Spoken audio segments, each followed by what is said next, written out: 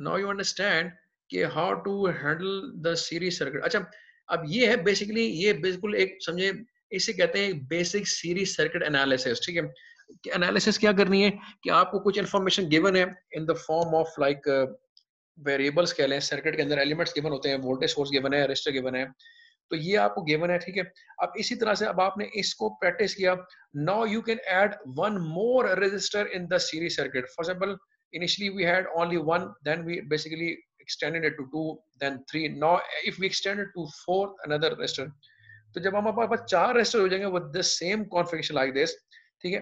अब आपने करना क्या, अब मैं आपको एक इंटरेस्टिंग इसमें थोड़ा चीज बताता हूँ। अब आपने करना ये जो चार रेजिस्टर्स होंगे ना, इसमें आपने दो दो रेजिस्टर्स की वैल्यू सेम रखनी है। लेट सपोज आप रखें 200 400, और जो नेक्स्ट टू ऐड कर रहे हैं उसको भी रखें 200 400। समझ मारी मेरी बात?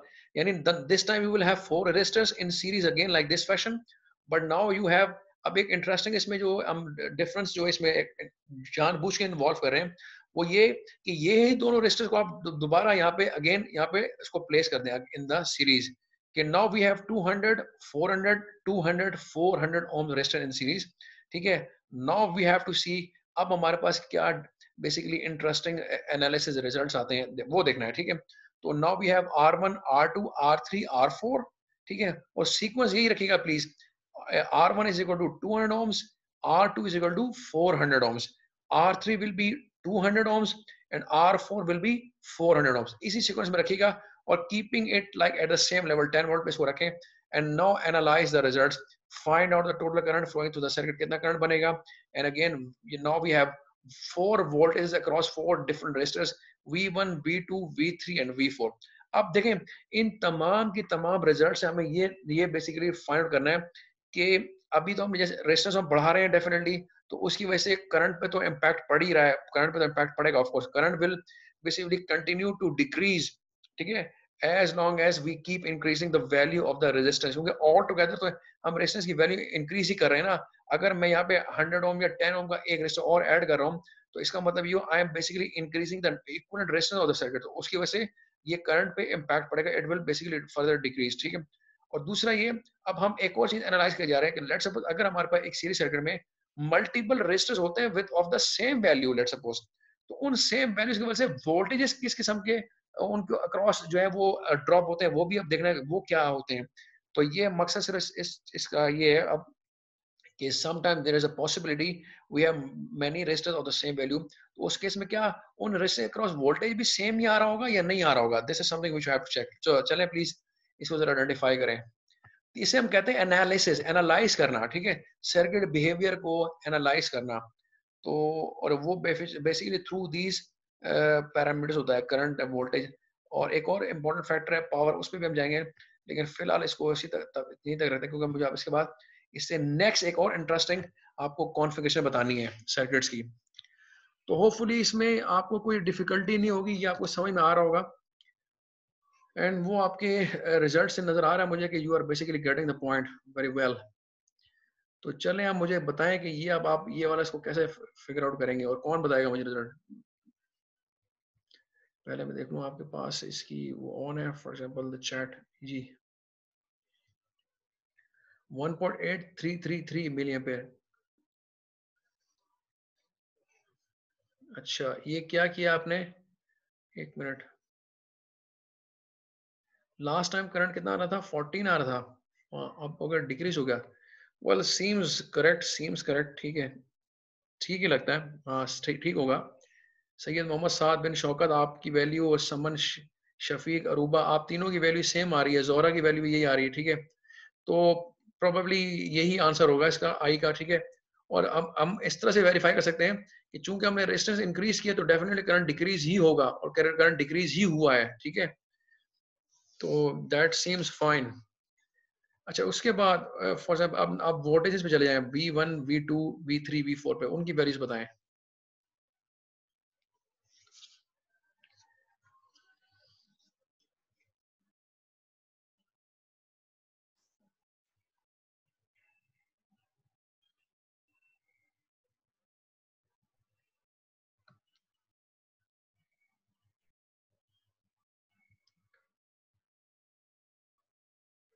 क्या V1 1.66 3.33?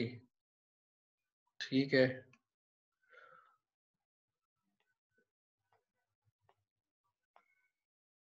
जी, जी। ठीक, ठीक। यूनिट यूनिट ज़रूर लिखा कीजिए ज़ोरा प्लीज़ यूनिट ज़रूर लिखा कीजिए क्योंकि मैंने बताया बेसिकली यूनिट ही आपकी इन्फॉर्मेशन को कंप्लीट करती है। ठीक है? Okay, seems right. अरूबा ने चारों वैल्यूज़ मेंशन कर दी हैं 1.66, 3.33, 1.6। अच्छा, इन चारों में सम कर लें तो क्या ये 3, 6, 7, 8 तकरीबन सही बनता है। जी।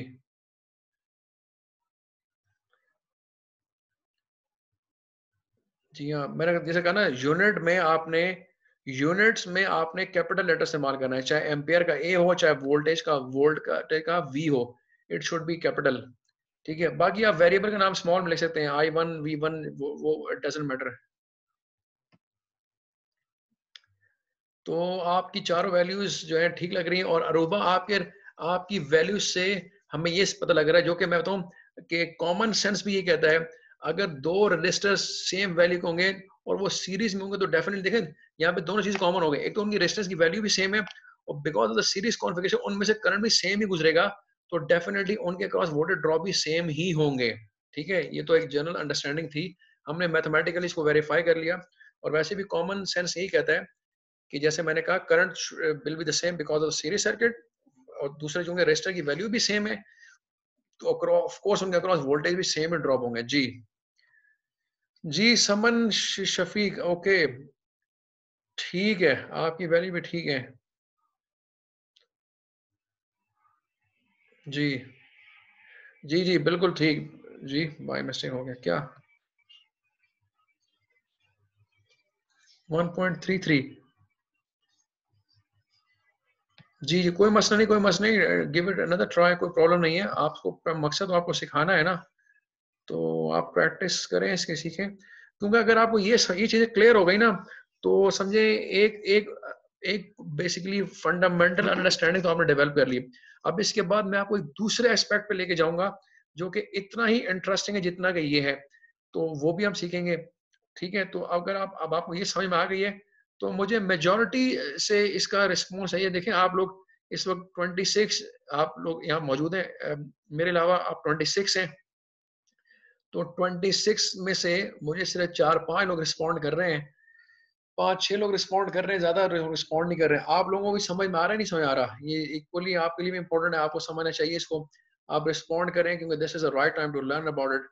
कल को अगर आप नहीं अगर समझ पाएंगे तो हम आगे निकल जाएंगे, तो फिर आपको प्रॉब्लम होगी, इसलिए this is the right time to practise it. और अगर कोई किसी किस्म का कोई प्रॉब्लम है तो I am here to assist you.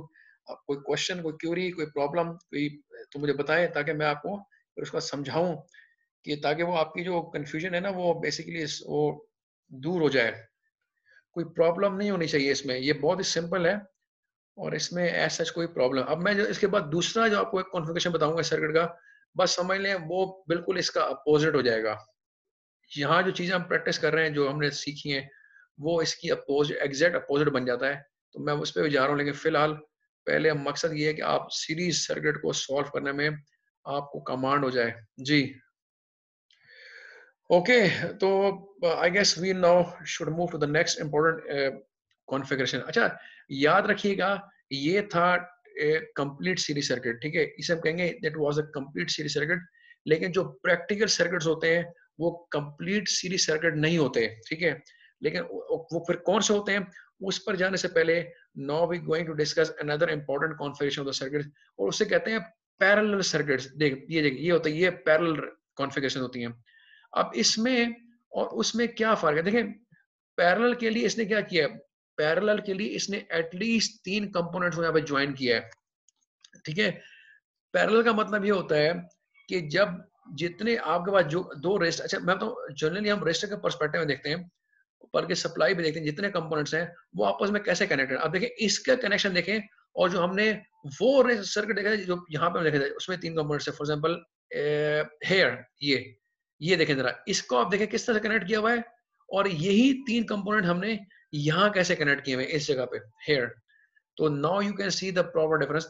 अगर मैं इसको वर्ड्स में एक्सप्लेन करूं तो इसका मतलब पैरेलल रेजिस्टर या पैरेलल सर्किट का मतलब ये होता है कि जब हर कंपोनेंट का टर्मिनल दूसरे के साथ डायरेक्टली ऐसे ज्वाइन हुआ हो, यानी जैसे R1 का अगर मैं कहूँ this left terminal is connected to the left terminal R2 और उसी R1 का राइट टर्मिनल R2 के ही राइट टर्मिनल से अटैच हुआ है, ठीक है, यानी 1 to 1, ये देखिए 1 to 1 कनेक्शन है। जितने टर्मिनल्स हैं वो आपस में डायरेक्टली कॉरेस्पॉन्डिंगली कनेक्टेड है, यानी terminal 1 of R1 is connected to terminal 1 of R2 and the terminal 1 of V. Similarly, terminal 2, for example, of R1 is connected to terminal 2 of R2 and terminal 2 of V. तो देखें इसका मतलब है जब तमाम के तमाम टर्मिनल्स कंपोनेंट्स के आपस में डायरेक्टली कनेक्टेड हो, directly without something between in between them, तो उससे हम कहते हैं they are basically connected in parallel. Parallel का मतलब होता है कि तमाम टर्मिनल जो है कॉरेस्पॉन्डिंग टर्मिनल आपस में डायरेक्टली कनेक्टेड हो। कॉरेस्पॉन्डिंग इसलिए कह रहा हूं कि one first is connected to the first and second is connected to the second terminal. Directly means होता है नथिंग इन बिटवीन देम, क्योंकि वो जो बीच में अगर कुछ आ गया तो फिर ये डायरेक्टली कनेक्टेड नहीं रहेंगे और फिर ये पैरेलल भी नहीं रहेंगे। There should not be anything between them and they should be directly connected through wires like this. इस किस्म के हम कहते हैं कि ये है पैरेलल कनेक्शन या पैरेलल रेजिस्टर्स, ठीक है। अब इस सर्किट को एनालाइज करने का तरीका उससे थोड़ा सा डिफरेंट है। पहले तो मैं आपको इसके बारे में फैक्ट्स बता दूं, इसके और उसके फैक्ट्स में क्या डिफरेंस है। देखें, मैंने बताया था सीरीज में एक्चुअली करंट सेम होता है और वोल्टेज डिस्ट्रीब्यूट होते हैं अक्रॉस रेजिस्टर्स सीरीज के अंदर। पैरेलल में बिल्कुल इसका अपोजिट है। पैरेलल में एक्चुअली क्या होता है, voltage across components remain the same because of the parallel nature. यानी अब देखें ना, ये तीनों चूंकि पैरेलल में और इन तीनों के पैरेलल में ये तो एक डायरेक्टली वोल्टेज सोर्स ही लगी हुई है, तो अब इस केस में क्या होगा, पैरेलल में चूंकि वोल्टेज सेम होते हैं, इसका मतलब है जो वोल्टेज इस सोर्स से जनरेट होंगे वही R2 के अक्रॉस होंगे, वही R1 के अक्रॉस होंगे, यानी जो डायरेक्टली पैरेलल में कनेक्शन हुआ है ना ऐसे। तो इसका मतलब ये हुआ कि पैरेलल के केस में आपके पास voltage will remain the same across all the components if they are connected parallel. और जो चीज इसमें डिवाइड होती है या स्प्लिट होती है वो है करंट। अब करंट क्यों स्प्लिट होता है, उसकी वजह ये है, अगर आप इस सर्किट को देखें तो चूंकि करंट तो इस सोर्स की वजह से आएगा, because of this potential difference current का सोर्स ये है, तो जो करंट यहाँ से चल के आएगा ना, वो इस पॉइंट पर जब पहुंचेगा यहाँ पर इधर, यहाँ पर उसको दो रास्ते मिलेंगे फ्लो करने के, एक डाउनवर्ड और एक फर्दर एक्सटेंड करेगा, आगे जा रहा है, ठीक है, कंटिन्यू रखेगा। तो वो करंट इस पॉइंट पे आके स्प्लिट होगा, ठीक है, एक डाउनवर्ड जाएगा बिकॉज इसको एक रास्ता ये मिल रहा है और एक रास्ता उसको मिल रहा है फर्दर यहाँ पे आगे बढ़ने का। लेकिन कितना करंट यहाँ जाएगा और कितना करंट यहाँ जाएगा ये डिपेंड करता है इन रेजिस्टेंस की वैल्यूज के ऊपर। तो आप याद रखिएगा कि यहाँ से जो टोटल करंट आएगा वो इस पॉइंट पे आगे दो करंट्स में डिवाइड, दो इसलिए बन रहा है क्योंकि आगे रास्ते दो हैं, तो डिवाइड होगा, एक हो जाएगा डाउनवर्ड चला जाएगा और एक चलेगा आगे फर्दर आगे मतलब कंटिन्यू रहेगा। तो कितना करंट डाउन इस तरह डाउनवर्ड थ्रू 400 ओम जाएगा और कितना थ्रू 200 फ्लो करेगा, वो डिपेंड करता है कि इन रेजिस्टेंस की वैल्यू कहती है। अब हम निकाल लेंगे वही चीजें, again we will use the same ohm's law, कि अब हम देखेंगे कि यहाँ पे आपके पास इक्वेशंस क्या बनेंगी। तो अभी हमने जैसे सीरीज सर्किट को एनालाइज किया, अब हम इस पैरेलल सर्किट को एनालाइज करते हैं। और पैरेलल में क्या डिफरेंस है मैंने आपको बता दिया। पैरेलल में वोल्टेज सोर्स, वोल्टेज होता है अक्रॉस कंपोनेंट वो सेम होता है और करंट डिवाइड होता है, जबकि सीरीज में करंट सेम था थ्रू कंपोनेंट्स लेकिन वोल्टेज डिवाइड हो रहा था। यहाँ पे एग्जैक्टली उसका उल्टा हो जाता है। तो अगर अब यहाँ पे चूंकि हम देख रहे हैं पैरेलल कॉन्फ़िगरेशन है, तो वी कैन स्ट्रेट अवे से the voltage across R1 will be of course 10 volt and the voltage across R2 will also be 10 volts because they all are connected in parallel। तो voltage तो हमने straight away find out कर लिया because of the nature of the given circuit. अब current कैसे निकालेंगे, again we will use the Ohm's law. अब यहाँ पे इसके फैक्ट्स पढ़े, अभी जो फैक्ट्स लिखे हुए हैं पहले आप इसको गो थ्रू करें please. Here is what happens when resistors are placed in parallel, ठीक है।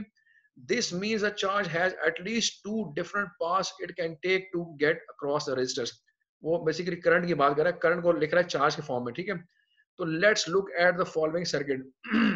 अब फॉलोइंग में क्या है कि अब आप इसको यहाँ से पढ़े, सारे पढ़ते जाए नीचे तक, पढ़े सर खुद से।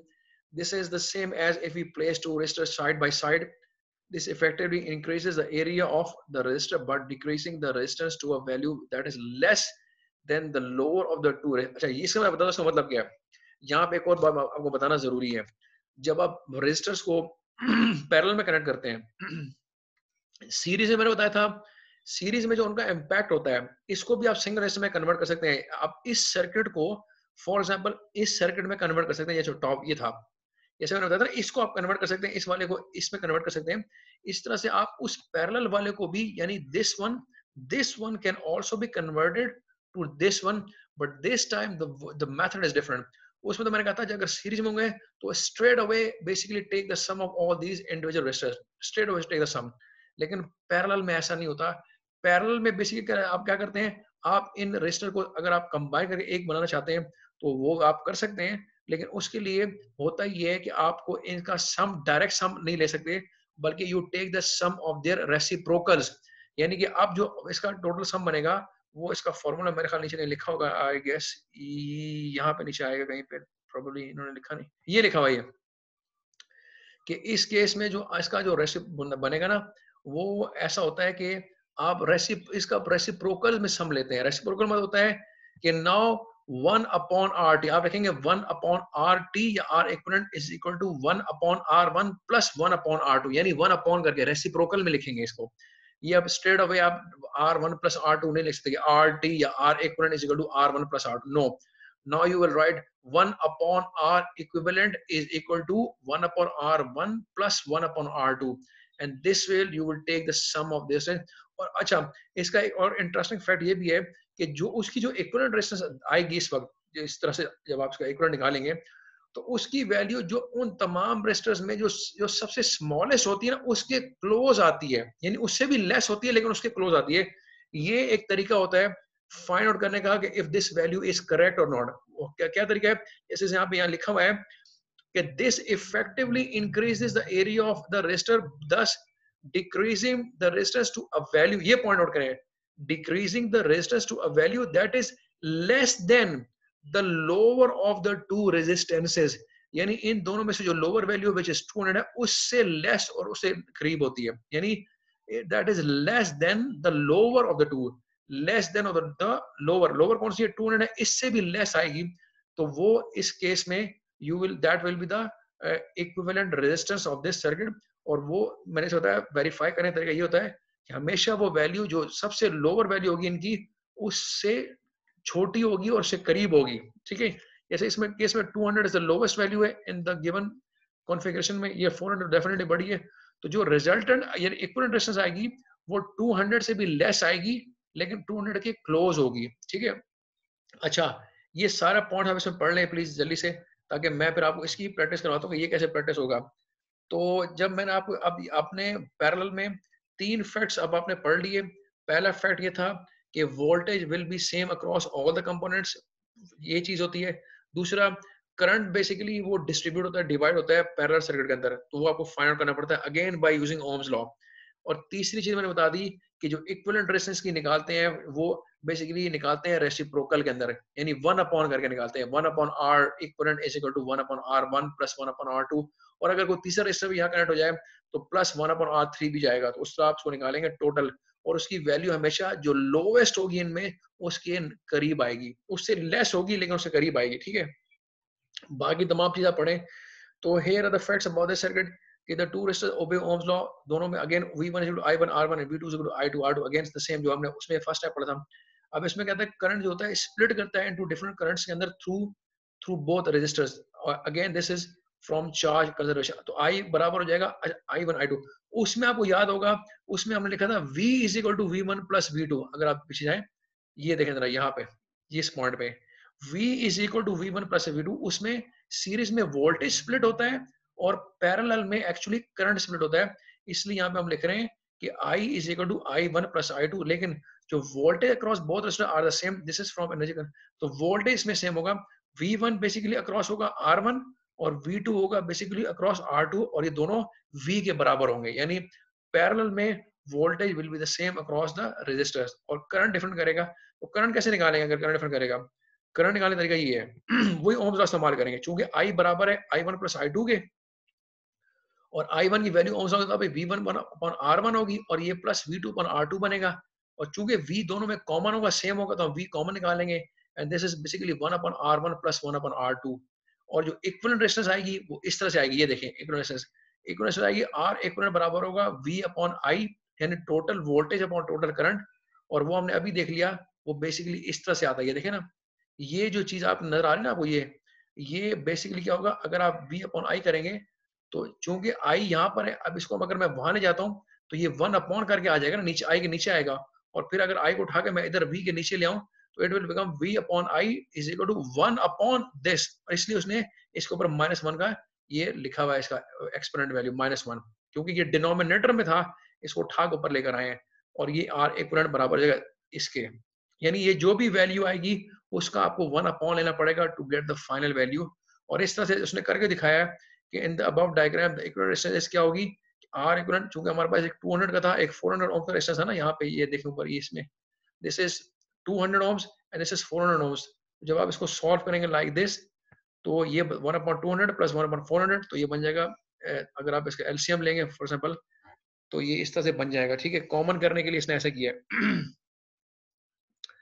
तो ये आपको पता ही होगा, जरा इतनी मैथमेटिक्स आपको पता ही होगी, ये 2/400 कैसे होगा, ये 1/400 कैसे होगा, पता है, ये तो पता ही होगा ना। अगर आपने ओवरऑल जो रेशो होता है उसको अगर आप सेम रखेंगे, तो अगर आपने चेंज करना है नीचे वाली या किसी ऊपर वाली वेरिएबल को, तो न्यूमिनेटर को और डिनोमिनेटर को सेम नंबर से मल्टीप्लाई करना पड़ता है, ताकि उसका ओवरऑल जो उसका इम्पैक्ट होता है वो सेम रहे। जैसे कि 1/200 इज सेम लाइक 2/400, और ये इसलिए इसको 400 इसलिए कर दिया था क्योंकि इसके नीचे 400 था, और हमेशा लोअर को बिगर वैल्यू पे ले जाते हैं, बिगर को लोअर पे तो नहीं ले जाते हैं। ठीक है, तो इसलिए इसको 400 करने के लिए इसको इसके अपर साइड और लोअर साइड दोनों को 2 से मल्टीप्लाई किया, तो ये होगा 2/400 बन जाएगा। अब ये दोनों सेम है, तो ये न्यूमिनेटर स्ट्रेट अवे ऐड हो जाएंगे, 3/400। ठीक है, और इतनी मैथमेटिक्स आपको याद ही होगी अब। अच्छा, उसके बाद चूंकि इसके ऊपर इनवर्स लिखा हुआ था, तो इसको हमें हमें इसको फिर फ्लिप करना पड़ेगा, यानी 3/400 will become 400/3 ohms। ये that will be the total resistance of the given parallel resistors, जो कि आपको पीछे सर्किट में दिखाई दे। तो ये है इसकी इक्विवेलेंट रेजिस्टेंस। तो ये, अच्छा, ये बहुत ही आसान है, ये मुश्किल नहीं है। अगर आपको इस तरह समझ में नहीं आता, तो आप एक और तरीका कर सकते हैं, आप लिख लें 1/RT या 1/R equivalent is equal to 1/R1। मैं आपको लिख के दिखा देता हूँ, अगर आप कहते हैं तो थोड़ा सा, ताकि आपको क्लियर हो जाए। फॉर एग्जाम्पल आप ऐसे लिख लें कि, इसमें आपको बोर्ड दिखाता हूँ, एक किधर गया शेयर वाला, ऐसे लिख सकते हैं आप लिख लें फॉर एग्जाम्पल 1/, ठीक है, R लिखा आपने R, और इसके सब्सक्रिप्ट में लिखते हैं E और Q इक्विवेलेंट। ठीक है, E Q इसका शॉर्ट होता है ना, 1/R क्यूब बराबर हो गया किसके, 1/R1। ठीक है, अगर दो ही रेजिस्टेंस R1 और इसके बीच में लिखते हैं प्लस, सॉरी एक मिनट रुकिएगा, तो ये आपने इसको ऐसे लिखा 1/R1। जी जी, ये मैं अभी डाल देता हूँ। ठीक है, फिक्र ना करें, अभी डाल दूंगा। किधर गया, ये क्या हो गया, किधर गया इसका कंट्रोल। जी, तो और ये हो जाएगा 1/R, ठीक है, 2। तो ये है basically formula of calculating the total या equivalent resistance of the parallel resistance. अब चाहे 2 हो चाहे 3 हो, जितने भी होंगे वो इसके आगे इस तरह से प्लस करके आप ऐड करते चले जाएंगे। ठीक है, like this dot dot dot dot, इस तरह आप आगे ऐड कर देंगे जितने भी रेजिस्टेंस होंगे, लेकिन निकलेगा ऐसे ही। और फिर आपको इसमें वो एलसीएम लेना पड़ेगा, जैसे मैंने बताया, और फिर अल्टीमेटली आपको इस रिजल्ट को फ्लिप करना पड़ेगा, क्योंकि ये 1/R इक्विवेलेंट है ना, आपको तो 1/R इक्विवेलेंट थोड़ा निकालना है, आपको तो R इक्विवेलेंट निकालना है। तो अल्टीमेटली जब आप R इक्विवेलेंट निकालेंगे, तो जो भी आपका इधर आएगा ना राइट साइड पे, उसको आपको फ्लिप करेंगे। ठीक है, और फिर आपके पास यहाँ पे कोई भी वैल्यू आएगी लाइक इन ओम्स। ठीक है, कोई भी इक्विवेलेंट वैल्यू आएगी इन ओम्स। तो this is basically the procedure to find out the equivalent resistance if they are connected in parallel, right? तो एक तो चीज ये हो गई, होपफुली ये आपको समझ में आ गया होगा। अच्छा, इसके बाद फॉर एग्जांपल अब जब ये आपको समझ में आ गया है, तो अब आगे थोड़ा बढ़ते हैं। इसके बाद हमारे पास जो, लेट्स सपोज,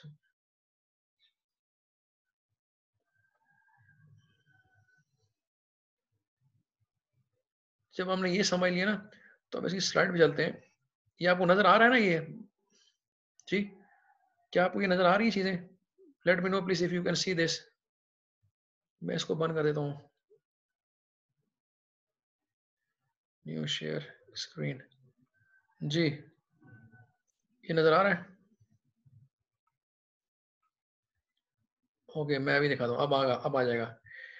तो मैं यहाँ पे बात कर रहा था, तो इस तरह से टोटल जब आप, अच्छा जब आप टोटल रेजिस्टेंस निकाल लेंगे, तो टोटल करंट निकालने का तरीका वही है कि V upon R equivalent ohms, again Ohm's law है, और V तो सेम था 10 वोल्ट, एक ही सोर्स गिवन थी, और R इक्विवेलेंट आपने निकाल लिया था 400 अपॉन 3, ठीक है, तो it will become like 30 upon 400 Ampere's. तो इस तरह से, ये तो उसको असल में फ्रैक्शन में लिख रहा है, आप इसको डायरेक्ट डेसिमल वैल्यू निकाल के लिख सकते हैं। और जब आपके पास करंट आ जाएगा, तो चूंकि करंट दोनों रेजिस्टर के अक्रॉस करंट जो होगा वो डिफरेंट होगा, क्योंकि पैरेलल में ना, तो I1 बराबर होगा V1 अपॉन R1, और V1 चूंकि 10 है, R1 की वैल्यू 200 ओम्स है, तो ये बन जाएगा 1/20 ओम्स, और जो I2 की वैल्यू होगी वो V2 अपॉन R2 होगी, और V2 तो और V1 तो दोनों सेम है, क्योंकि पैरेलल है तो 10 रहेगा, और रेजिस्टेंस की वैल्यू होगी 400, it will become like 1/40 ampere. तो देखिए दोनों के अक्रॉस करंट डिफरेंट हो जाएगा, लेकिन वोल्टेज दोनों के अक्रॉस हम सेम ही रखेंगे। तो ये है पैरेलल और सीरीज के उसमें फर्क, ठीक है। तो अब इसके बाद फॉर एग्जाम्पल जैसे कि मैंने आपको ये समझाया, आप एक बार इसको दोबारा खुद से देखें, ये इसको दोबारा देखें ये चीज को, ठीक है, इसको जरा पढ़ें अपने पास, समझें इसको जरा।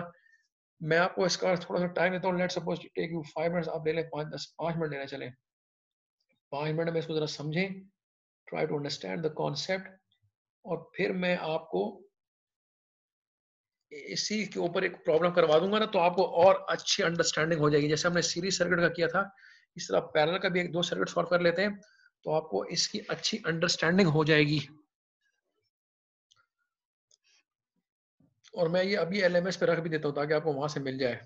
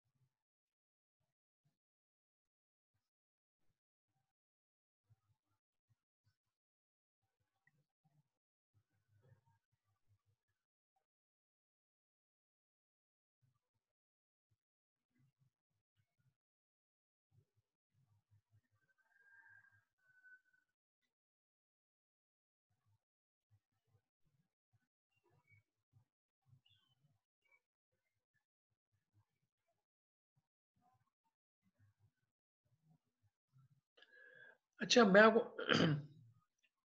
आपको यहाँ पे एक और इंटरेस्टिंग फैक्ट मैं आपको बताऊं यहाँ पे, जो हम पहले पढ़ चुके हैं, ठीक है, जो हम पहले पढ़ चुके हैं, लेकिन अब मैं आपको जरा दोबारा उसको यहाँ पे आपको उसको दोबारा रिकॉल करवाता हूँ, और उसका हमने अब उसकी मैथमेटिकली उसको अगेन वेरीफाई होते देख लिया है, कि वो लॉ जो था हमने पढ़ा था, that was the law of resistivity. वो क्या कहता था उसमें, कि जो आपकी लेंथ रेजिस्टेंस जो होती है, वो बेसिकली वो लेंथ ऑफ द वायर के प्रोपोर्शन होती है, ठीक है, जितनी आप लेंथ बढ़ाएंगे उतनी रेजिस्टेंस बढ़ती चली आएगी। और हमने ये भी पढ़ा था कि वो उसके क्रॉस सेक्शनल एरिया के एक्चुअली इनवर्सली प्रोपोर्शनल, यानी अगर आप एरिया ऑफ द वायर बढ़ाएंगे, क्रॉस सेक्शन एरिया बढ़ा दे रहेंगे, तो उससे रेजिस्टेंस डिक्रीज होती है। वो दोनों चीजें हमें यहाँ पे वंस अगेन वैलिड नजर आती हैं। हमने अभी सीरीज में यही तो समझा था, कि जितना सीरीज में आप रेजिस्टेंस ऐड करते जाएंगे, सीरीज का मतलब होता है कि आप रेजिस्टेंस की लेंथ ही बढ़ा रहे हैं ना एक्चुअली, ठीक है, तो रेजिस्टेंस की चूंकि लेंथ बढ़ रही है, ठीक है, तो आप जितने सीरीज में रेजिस्टेंस ऐड करते जाएंगे, तो you are basically increasing the length of the resistance, ठीक है। और उससे क्या होगा कि अल्टीमेटली रेजिस्टेंस इंक्रीज हो रही थी, हमने अभी ऊपर वेरीफाई कर लिया, ठीक है, कि वेरीफाई किए क्या, कि रेजिस्टेंस की लेंथ से इंक्रीज हो रही थी, ठीक है, by placing more and more resistance series. लेकिन यही चीज अभी हमने यहाँ पैरेलल में देखी। पैरेलल में कनेक्ट करने का मतलब ये होता है कि आप रेजिस्टेंस का क्रॉस सेक्शनल एरिया बढ़ा रहे हैं, यानी चूंकि बिल्कुल उसको पैरेलल में ज्वाइन कर रहे हैं ना, उसके एक रेजिस्टर के दूसरा बिल्कुल, यानी कि पैरेलल में ज्वाइन कर दिया, ठीक है। तो इसका मतलब ये हुआ कि आपने रेजिस्टेंस का क्रॉस सेक्शनल एरिया बढ़ा दिया, ठीक है। और एरिया बढ़ाने से मैंने बताया था कि रेजिस्टेंस शुड बी डिक्रीज्ड। जैसे आप इन दोनों केस में देख लें, एक थी 400, आपने जब 400 200 को आपस में पैरेलल में कनेक्ट कर दिया, तो इसकी जो इफेक्टिव रेजिस्टेंस आएगी वो बेसिकली 200 से भी बिलो चली गई, यानी रिड्यूस हो गई। ना वो 400 रही ना वो 200 रही, बल्कि इन दोनों से रिड्यूस हो गई, और वो यूजुअली लोअर से भी लेस वैल्यू आती है। ठीक है, तो इसका मतलब ये हुआ वो लॉ हमने यहाँ पे अगेन उसको वैलिड पा लिया कि जब आप पैरेलल में कनेक्ट करके क्रॉस सेक्शनल एरिया बढ़ाते हैं रेजिस्टेंस का, तो आपकी जो जो नेट रेजिस्टेंस होती है वो डिक्रीज हो जाती है, जो कि यहाँ से अगेन वेरीफाई हो जाता है। तो आप इसका अगर इक्विवेलेंट रेजिस्टेंस निकालेंगे तो that must be less than 200 ohms, क्योंकि हमने नीचे देखी भी है कितनी आई थी, अ, ये आई ना 400 अपॉन 3, ये कितनी होगी, ये सब it was something like 100 something कुछ होगी। तो डेफिनेटली ये एक्चुअली 200 से लेस हो गई। ठीक है, तो अब यहाँ से आप इसको वेरीफाई कर लिया आपने।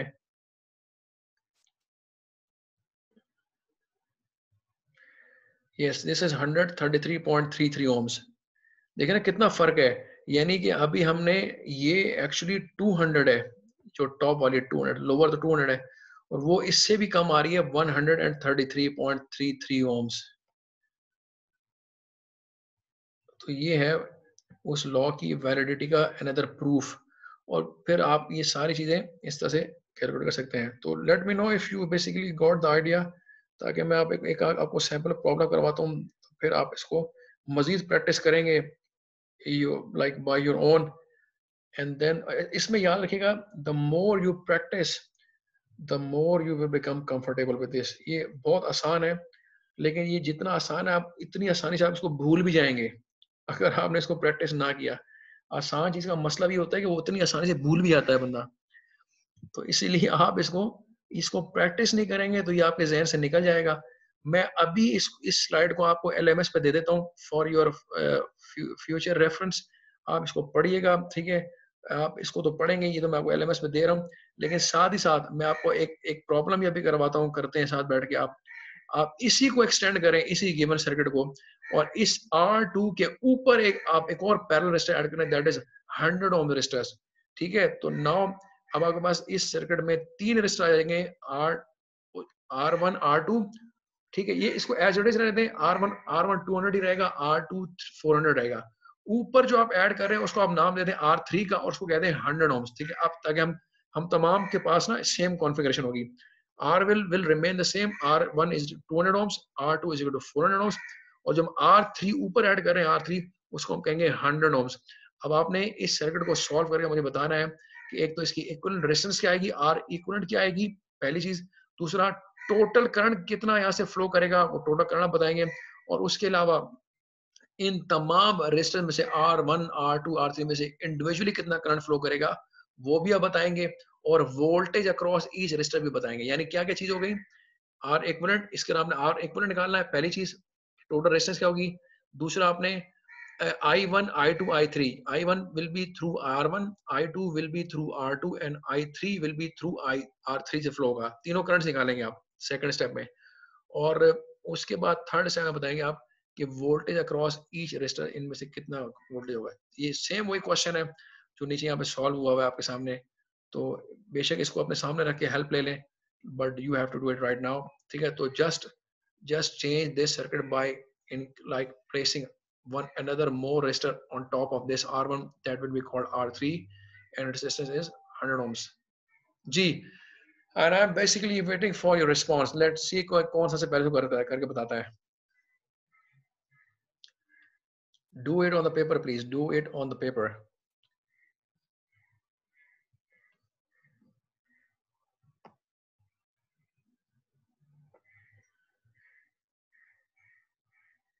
जी।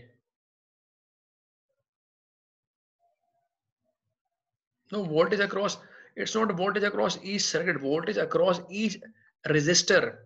देखें, voltage across each resistor। जी, क्या हुआ है? Some urgency, I have to go somewhere, I will not be able to take class now।